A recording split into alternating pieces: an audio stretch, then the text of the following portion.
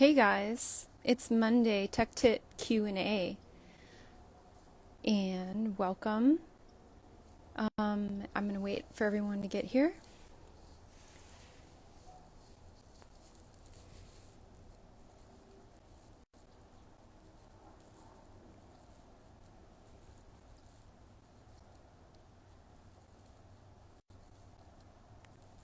Hey Josephine.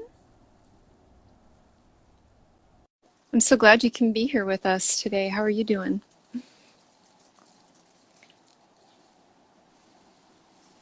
And Hi. hey, hi Christina. Josephine's already here.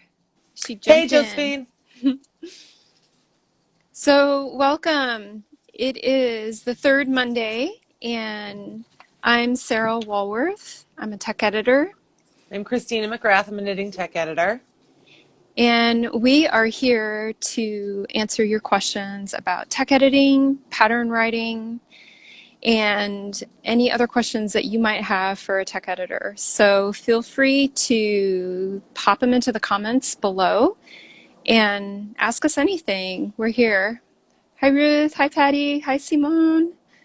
I'm so glad you guys are all here. We got some great questions in some private messages, and we'd love to answer them too. So feel free to throw it into the chat if you have a question for Christina or me about anything related to knitting, tech editing, or knitting, pattern writing, or anything related to that. So we are here to answer your questions. What should we start with? What do you think, Christina? Why don't we do the picture one, the photo one? Okay, so a question that we got was, what is the role of photos and patterns? I've been told by one designer to ignore a photo which clearly shows a different stitch pattern, a different stitch from the pattern, and I find other photos and some patterns really poorly lit or hiding detail. I still find pattern photos very helpful. What do you think? You want to jump on this, Christina? Yes, I want to ask everybody first, though. Can you hear Sarah okay? Like, is it just my cord and that's why she sounds weird? Are you guys able to hear her fine? Just let us know. Um, First of all, that point she makes where she was told to um, ignore. Oh, excellent. Awesome. Thank you. Thanks. Thank you, Thanks, Joe. Jesse. If she's told to ignore a pattern photo that doesn't match the stitch pattern in the pattern. So that's a mistake, right? Like that's something your tech editor should catch, that there's a pattern stitch in your photo that doesn't match your pattern. Oh, That's thanks right. guys. Awesome. Good. So that's a mistake. And the point of a photo in your pattern on a body, hopefully, so that the knitter can see what the project they finish is going to look like, when they're done, so they can have a good sense of what this item will look like when they finish. And so it is good if you have good lighting and if you have the item on a body photographed. It doesn't have to be like amazing, but it Mm-hmm. should give a good representation of what the design will be when they're done knitting it.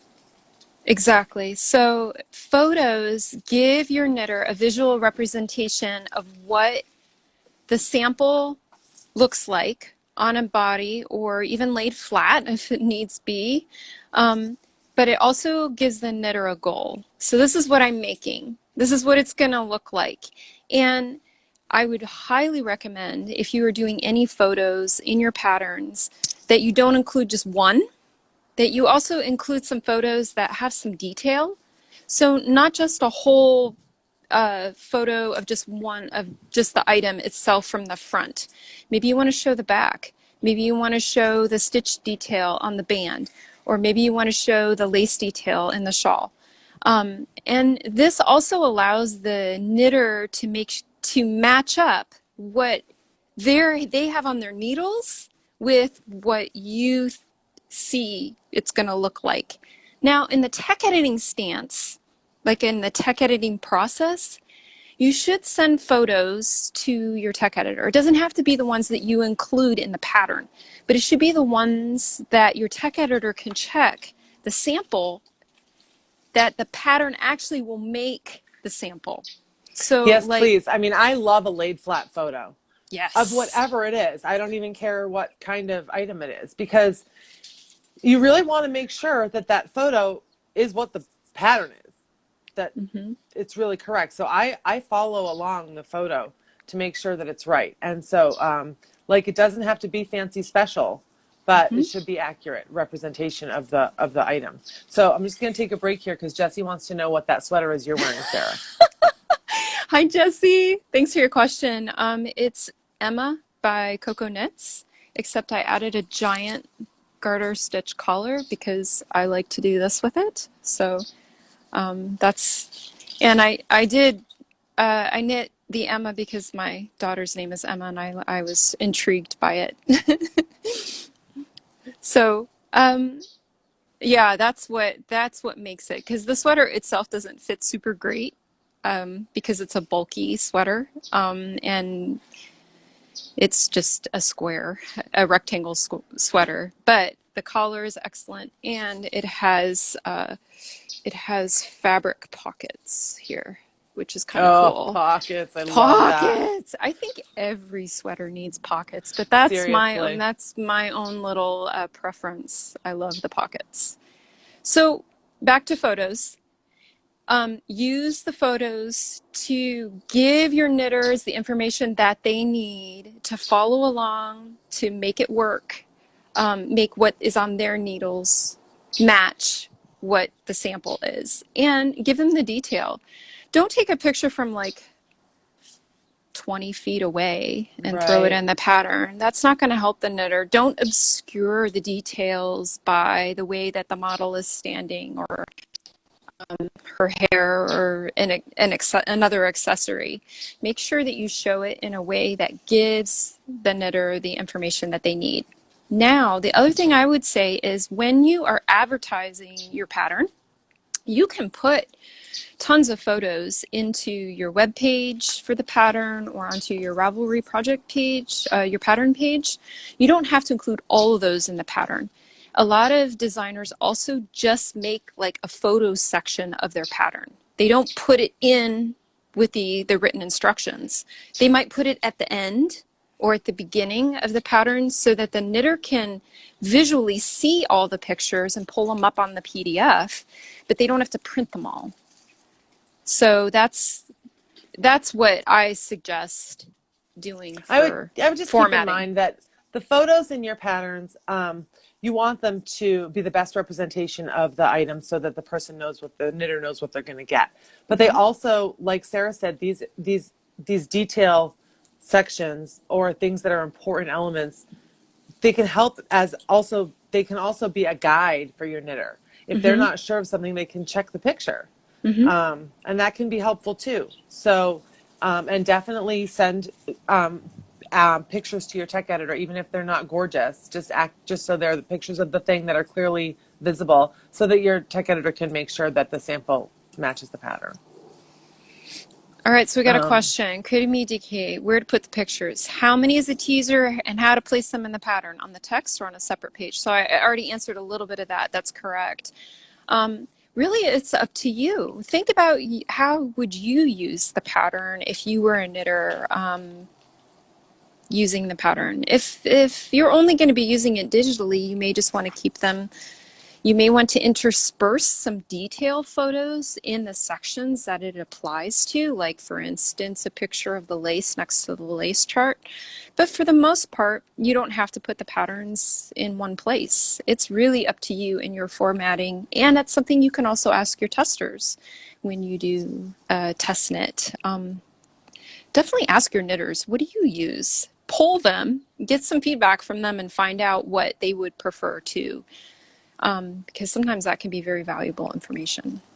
I mean, generally, for me personally, I do print patterns out and work from paper. So Me too. I probably don't need to print out pictures. So if you have your written instructions, maybe you don't want a picture in the middle of it that someone Hmm. is going to have to print out and that's going to waste a lot of space. And they can refer to the pictures on their computer. So Right. lots of times I think it's a good idea to not, well, and honestly, just generally, I'm not a fan of interrupting the written instructions. Really not. I like them being together. I don't think it's a good idea to put things in the middle of the written instructions. All your information can be in the front, charts can be where charts need to be, and the photos can be maybe on those pages, but not in the body of the instructions. That's just my personal preference. I think that it just makes I think an interruption in those instructions isn't a good idea. And that also allows your knitter to just print up the written Right, just text, print up the instructions if that's and all they need to print, you know? and then they can refer to the picture on in a digital format if they needed to. Right. So you're talking to two people who love paper. So I'm afraid Yeah. we're not we're a little old school in that sense, is that we print Oh, everything okay. What about a photo showing how to do a complicated step? That's a really good question. So like a lots of times, tutorial. right, lots of times there'll be patterns that have several small photos to show a technique. And what I have noticed about photos like that is they're usually small. So it's not like going to be several pages of these giant photos showing a technique. And sometimes those are helpful to print out because the knitter can have it with them when they're knitting. Right. And definitely, I think those are a great idea. I absolutely think those are a great idea. If there's something that you just find, maybe your testers have told you, or maybe your tech editor said the instructions sounded confusing, or you just can't find a really good way to explain it. Pictures, pictures are worth 1,000 words, right? I mean, sometimes you can show a technique in photographs a lot easier than you can write it. And sometimes, and also knitters, the same way that some knitters like knitting from charts and some knitters don't, the same way different knitters learn differently. Like some knitters learn well from pictures and some knitters learn better from words. So I think those are a great idea. Yeah, And yeah, and you might want to put them at definitely. the end. You might want to put them at the end of your pattern, like see page X for the demonstration of this technique. I wouldn't put them again in the middle of the instructions. Put them at the end of your pattern, Yeah, and you have to figure out what works best for your pattern too. So definitely Yeah, you can sometimes do. there's layout, like you can, I mean, Yep. just reality, right? Like not everything's going to be perfect. Sometimes there's layout issues and you need to put things in your pattern in a certain way to accommodate the layout and what you're working with, format you're working with. Yeah. But pictures can definitely be a huge help, especially in a more complicated, like you said, a more complicated technique. Sometimes pictures can equal 1,000 words, like the old saying says. I definitely agree with a visual demonstration of more complex techniques or even a video demonstration. And videos are becoming easier and easier to do because you can even do them in your stories here in Instagram. You can do them in a reel, or you can do them in other social media formats and embed them on websites easily. So don't be afraid to explore some of these other media to get across the information and also reduce your need for customer service. The more information that you provide your knitter and the more access to techniques and tutorials, then sometimes the better it is for their knitting experience, and it adds a huge amount of value to your pattern. It does add a lot of value to your pattern, and anything, a lot of designers have told me, they used to get a lot of questions about X, and they found that if they just put up a short little video showing how to do it or added a couple pictures at the end, like I have one designer I work with who has this one particular stitch she really likes and it's not common, and she always in those patterns will put that little photo tutorial at the end of a pattern every single time, and that eliminates a lot of questions that she was getting. Or like a little video tutorial can, you know save you a whole bunch of emails. Same thing as I mentioned before. So definitely ask your testers during testing process, hey, what would help you through this section Yep, better? yep. What would, Those are great ways if that your testers can be helpful, asking all kinds of things like that. ask them questions like, what would you want a tutorial on? Do you feel a tutorial is necessary? Do you think this is superfluous? Just like definitely go to your testers and ask them what they think would work best for this type of technique or whatever. So, all right. So, like we said before, we are happy and here to answer your questions. So, feel free to throw anything into the comments while we're chatting and Yeah. answering the questions that we got in messages. We love to answer any questions that you have about knitting tech editing, knitting pattern design, obviously pattern writing. We have lots of opinions, and we're happy to offer them to you free of charge here today. Yeah, we hand them out for free. If you add a link to YouTube video where, oh, I think that's not a whole question. Okay, so yeah, finish up your question there, and we'll be happy to answer it. So, the other, which question should we do next, Christina? How about the yarn question? Okay, so the other question that we got, if you add a link to Oh, YouTube where someone else made the tip, do you ask permission first before putting it into your pattern? I would, I just think it's as, just a, I think it's just a decent thing to do. I that's mean, okay. sometimes it, sorry, question. I mean, I mean, those things are not, I mean, are the videos copyrighted? I mean, so it's so Videos, difficult when this is free content, like free content, you know. yeah, and I don't know all I the really don't know copyright that you issues always, related to that, but I think as a common courtesy, if you're going to include somebody else's tutorial and you're going to send traffic to that YouTube video, which is mm, what they want, obviously they want people to see it. It's just a common courtesy to send a little note and say, hey, would you mind if I use your tutorial in my pattern? Here is the pattern that I'm going to be using. And is that yeah, I mean, I okay? think it's just like she said, common courtesy to do that, but I also don't. I mean, if this is like free content, that's out on the internet for all the world to see, you maybe Hmm. don't have to. You know, Hmm. you just might want to.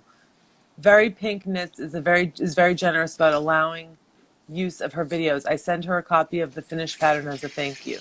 That's Oh, that's great. nice. That's great. And so this is another way that you can reach out to other designers and collaborate too. Right. It's okay to make those connections. And if they say no, then they say no and you find something else or make your own. But I think just as a general rule, if you are referencing somebody else's technique, now no technique can be copyrighted. Right. They're like However, recipes, you know. it's like a recipe, but the video or the book or the pattern that it's in is copyrighted material. So while a technique can't be copyrighted, that video is copyrighted. So you should just send as a common courtesy, just ask. Always ask, it never hurts. So Yeah. great question.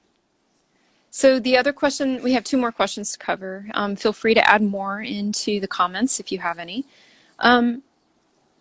The query that we got was what is the role of measuring yarn by weight in patterns? So in the introductory material of a pattern, you might have a list of materials. And under yarn, it might say 220 yards, 100 okay, is it 190 meters? I can't remember. I can't do the conversion in my head per 100 grams skein. So a lot of times some patterns will not give you yardage needed to complete the pattern in that size, but they'll say a garment requires 250 grams. And that detail is becoming more and more common in some North American patterns, not just in European patterns. So what does this really mean was the question we got. Does it matter? And can I ignore it? So So go ahead. if a sweater does say, like if that's the only information you're given about the yarn that it requires 250 grams, you need to know grams of what weight of yarn, Mm-hmm. because a 100-gram skein of worsted weight yarn is going to have less yardage than a 100-gram skein of lace weight yarn. Exactly. And so one of the reasons I think people will give the yardage and the weight as the yarn information in their patterns is it's helpful for people who want to know what weight yarn it is. I mean, you need to know what weight yarn you're using, and that's a way to know. That's a way to know that. So if you're substituting yarn, you're not going to use the exact same yarn dictated in the pattern, and you're going to use a different yarn. Knowing how many yards to how many ounces or grams is how you're going to know what weight yarn you need to choose. Exactly. And if it's only given in weight, hopefully it says 250 grams of worsted weight yarn or Exactly. something, because you'll need to know that difference.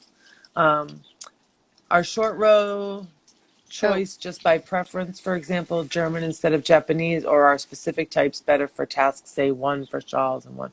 Well, that depends on the designer, depends on the knitter. There's lots of different ways to work short rows, and there are different reasons why you might choose one or another, that will make a difference in how your design looks. and it depends on So, the yarn. it, Some yarn and some stitch patterns look better with one short row technique than in another. right. And sometimes there's sometimes, like for a wrap and turn, for example, um, it's, if you don't pick up those wraps, it's going to leave a little stitch, right? And sometimes that's an element you might like. Sometimes it's not.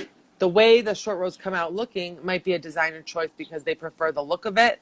And but the knitter, they're going to do whatever they want. So a knitter might prefer to work short rows a different way, and there's lots of different reasons why you might use one or the other. I seem to see it's really a preference thing, don't you think, Sarah? It's really a It's preference. completely preference, and it's designer preference. It's your Mm, design. You decide which short row technique you want to use. Just make sure you absolutely. instruct it correctly in the pattern.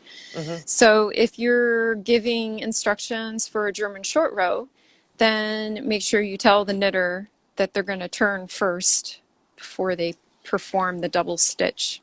Right. So that's where it's important, is how you instruct it. It really doesn't matter which one you do.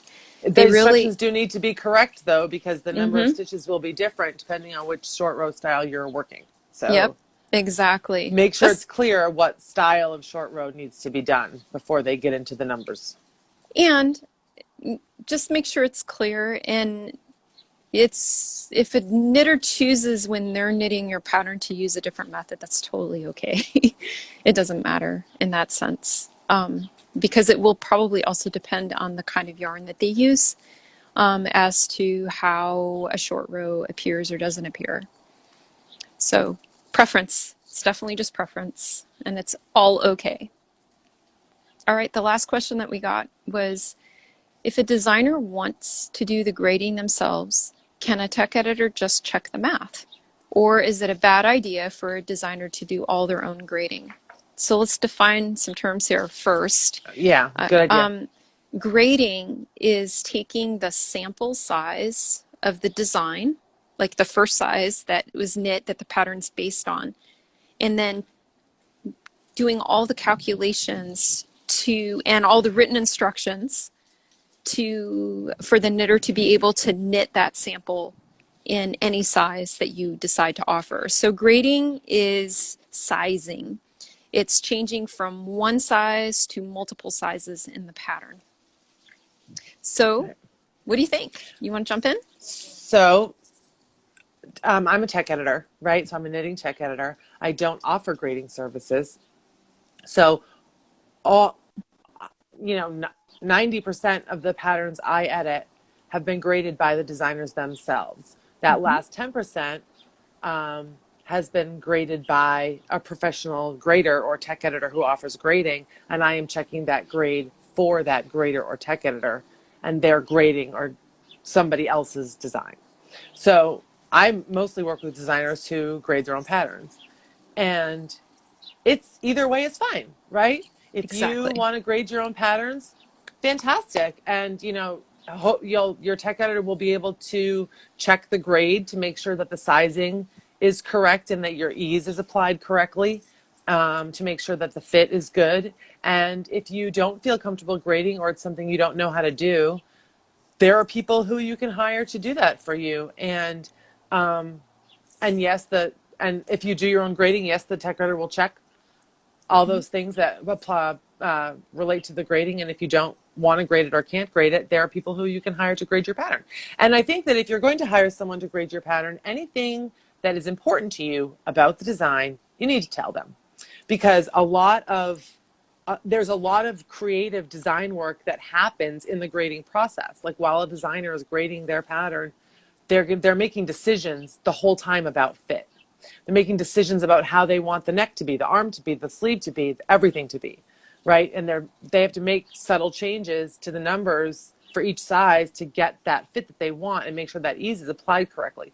So if you have particular fit concerns or things, style, fit, design that you want in your pattern, tell the person you hire to do the grading what you want these things to be. You know, give Exactly. them all the information you can think of that they could need to make sure that the sweater is going to fit the way you intend. But either way, it's totally fine. Absolutely. So there's a number of different ways to approach the need to size a pattern to put it into multiple sizes.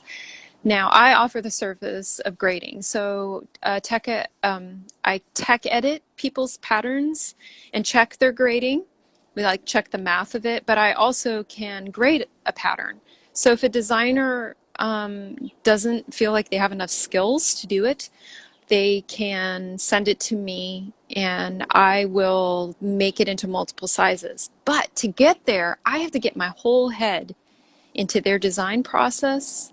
I have to figure out what their preferences are for fit, what their preferences are for I ask a whole slew of questions to try to make sure I understand what they want it to look like in each of the sizes. And that takes some time. So really, the best scenario is not to have someone else grade it for you, but for you to grade it and to learn how to grade it. So you have a couple of options. I offer a Oh, grading course. let me Oh, just so ahead. interject for a minute. Yes. If you do grade your own patterns, I mean, that's why I think she's saying it's obviously the best. It's probably the best choice because you're going to have more control over your design. You're going to have more control over your pattern, decisions that get made, and you're going to get what you want, right? The more Right. if you do the grading yourself, because there are a lot of it is still a creative process to do that grading. But while you're learning, or if you're not sure how to do it, Yeah. there definitely are people who can help you. Okay, sorry, I interrupted. No, that's totally fine. But what I was going to say is, I've had some clients that felt like they didn't have enough confidence to grade their own designs, and so they worked with me for a few times while I graded it them for them. And then they were able to learn how to do it themselves. So grading may take some time to learn how to do, but it's a super valuable process for you as a designer because like Christina said, then you have more control over the end result and you understand the grading. So then you understand the decisions that you made in order to grade it and you can answer your own customers' questions if the time came that you needed to answer questions about Well, and I think the something. more that you understand about what it is to grade and how it's done is going to make you just It's going to make you a better designer. a better informed and more confident designer in the first place because you're Yeah. going to know what you can do. You'll know Right. more of what you can get away with, what you can do, what you maybe can't do, what will work for just different kinds of construction based Right. on all your knowledge about how that sample is going to grade out, right? Yes. So it's only gonna add to not just your grading skills, but your skills as a designer, and might be Right. even inspiring because you might learn some things, Mm-hmm. that will inspire you to design in a different way that you hadn't considered. I mean, I just think it opens up Mm-hmm. a whole nother blah, avenue. I can't think of the word. Whole nother section of designing that, could only be beneficial. Right. So here's the thing, shameless plug. If you go to the links in my profile, I do have a link to a grading course that will be opening up in the spring, where there's three teachers, myself, Melissa Metzbauer, and Julie Robinson. And we teamed up together to present how to grade. And we also provide a whole community of support and practice to learn how to grade. Jill Wolcott, Wolcott, she also provides an extensive grading course. And I'm almost positive that Tian Cunningham does, but Yep, she has it's pattern she grading has made easy, I think is the name of her pattern course. grading made easy. So there's a lot of available information out there, and you can actually learn just from doing some reading. And I have those links in a highlight in my profile. So feel free to jump in and ask me questions if you want to know more about grading your own designs. Um, Thanks, thanks, Jesse. thanks, Jesse. Bye. Thanks for being here. And we got a The question. Oh, you Okay, ran out. I have one more thing to mention. You mentioned the question was, can the tech editor just check the math? And yes, that is always a part of a good tech editor's process is to check the grading. So this is also why it's important when you send your pattern to a tech editor, make sure you let them know what size chart you use to grade and Yes. also what Yes. is Good important, point. like Christina said about the fit, so that they can double check, oh yeah, that is, he or she did get there with Thanks, that Josephine, design for taking that intention. in. Thanks, Josephine. I appreciate that. All right. I think we covered No, that. that's a really good point. Do make sure you tell your tech editor what sizing chart you used, because they're going to need to know that to check the grade against and make sure your Right. eases are good and your sizes are good. So yeah, definitely And let them know. if you need someone to grade a pattern for you, I offer that as a service. There are other people who do offer that as a service. I know Josephine Kush does, she's here. And there are a ton of other tech editors, so feel free to ask me if you need a referral for someone to help you tech edit, or even to kind of hold your hand through the first, or if you need someone to help you grade your pattern, or if you need someone to hold your hand as you learn through the process. So we're definitely, we're here to help you with referrals if you need it too. Yeah, we absolutely can refer you to somebody who can help you grade your pattern. So definitely ask if that's what you need. So our question was, which comes first, tech editing or test knitting? I think we've covered this before, but definitely a great Super question. opinionated about this. We are so opinionated. Sorry. um, we think Tech editing should come tech first. editing. Test knitting needs to come after tech editing. Because if you have a lot of questions you need to ask your testers, there's a lot of things you want to know, how they like things, how the fit is, what they need from your pattern, how they experience your pattern.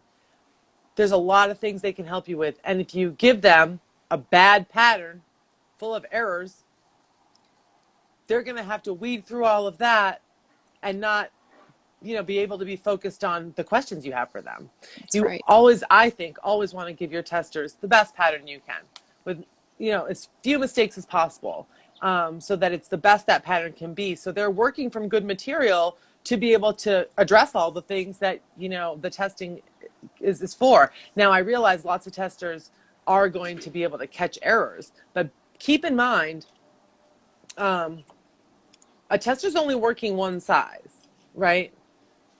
So they might Right. catch an error in their size. Someone else might catch an error in their size, but they're not going to know the relationship between the mistakes. They might not even be in the same place, and it might be more confusing information for you instead of errors caught, right? Right. Because it could be part of a bigger picture. I just, obviously, like I said, I'm very opinionated about it, but I think you definitely want to have your pattern tech edited first so that you can give your testers the best pattern that you can so they can do what they need to do with your pattern.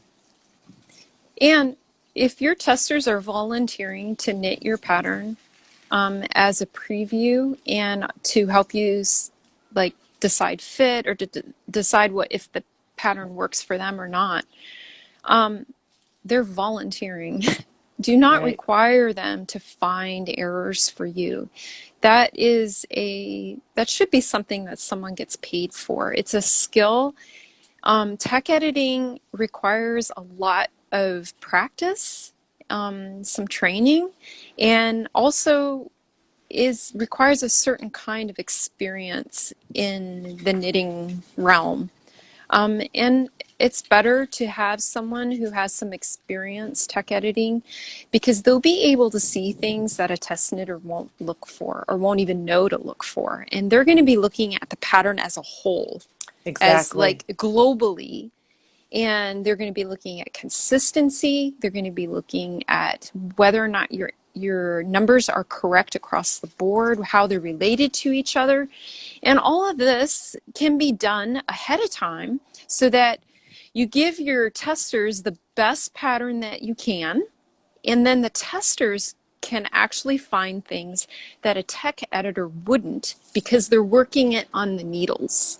And there are some things the tech editors can't see until it's on the needles. It's just the way it works. So testing and tech editing are two companions. They should work in tandem, and Hmm. they're part of a whole process of the pre-publication process that you should have as a designer. They're both extremely valuable, but they do two different things. Yeah, So this is a great question. Thank you for asking that. I it's a great appreciate it. question. So do we have any other questions? I think we covered everything that we got in messages. So if you have any questions for us tech Yeah, I editors, wasn't being super patient this time. I saw a question. I jumped right into answering it when we weren't we were still talking. I think that's we got everything and we answered what we got ahead of time. So, yes, yay. we did. So if you guys have any questions for us before we sign off, feel free to throw it into the comments and we'll do our best to answer now. Anything about knitting, pattern writing, or design. So Or tech just editing. as kind of an update of what's happening with us, last summer we did a whole series of tech tip talks with specific topics, and we answered a bunch of your questions. And right now we are in the process of transcribing and rewriting all of those tech tip talks because our goal is to be able to give you guys a written item, like a ebook or Like a even book. a book Book. that with everything that we have in talked about already and everything that's in our head to give you guys as designers the best information that we can to help you in the tech editing process to get you ready for tech editing. So we've made a free pre-tech edit checklist, and it's in our profiles. You're welcome to come sign up for that and download it. That will help you to reduce your tech editing costs, we hope. A checklist before you send your pattern off to be tech edited is a great idea. There are things you can look for before you send it that will save you money that you might not think of to check. There's Right. also a link. Like Sarah said, we are working on this book for you guys. So if you want to find out where we are with that and anything we're doing with the tech tip Q&A, there's also a link in my bio to sign up for our newsletter. So we're going to be sending that out monthly to keep you guys updated on what's going on. So definitely go do that. And if you download the PDF for the tech tip, the checklist, it will The also let you checklist. sign up for the newsletter also. And you're Yeah. welcome. You guys are welcome. And if you guys are on our as a newsletter subscriber, then you're going to be informed first when the book is available Right. and when we're launching it. So just so all that's happening in the background, we didn't realize that writing a book is a huge amount of work. I think we were overly optimistic that it would take less time than it is. But we're having a good time working through it and making sure that we give you guys the best information possible. Yeah, we're So, not gonna. We want to make sure it's good. yeah, we don't want to give you anything that isn't useful. So, Right. yes, it is fantastic, Amy. We're really excited about it. And we're glad that our answers were helpful for you. We thank you that you were able to be here with us. We are here every third Monday at noon Eastern time to answer your questions. You can send us questions anytime you want. Well, the third Monday of the month. Third Monday of the month. Right. We are here on my Instagram Live to answer your questions. And then I post this video on my YouTube channel so you can rewatch it. And if you need captions, they're And there. the YouTube link, the link to watch our Tech Tip Talks on YouTube is in our bios also. Right. So you So can find those on YouTube. feel free to go back and rewatch some of our previous Tech Tip talks. Feel free to send us a question anytime in a message or in an email. Just contact us through our profile Yep, you can links. message us any questions. So the next Tech Tip Q&A will be February 15th. February Monday, February 15th. 15th. Monday at noon, and we'll see you guys then. So I think that's everything. Are we I done? think that's everything. All right. You guys have a great week. Be safe, be healthy, happy knitting, happy Happy designing. knitting. Happy Take care of designing. yourselves. Bye, Bye. guys.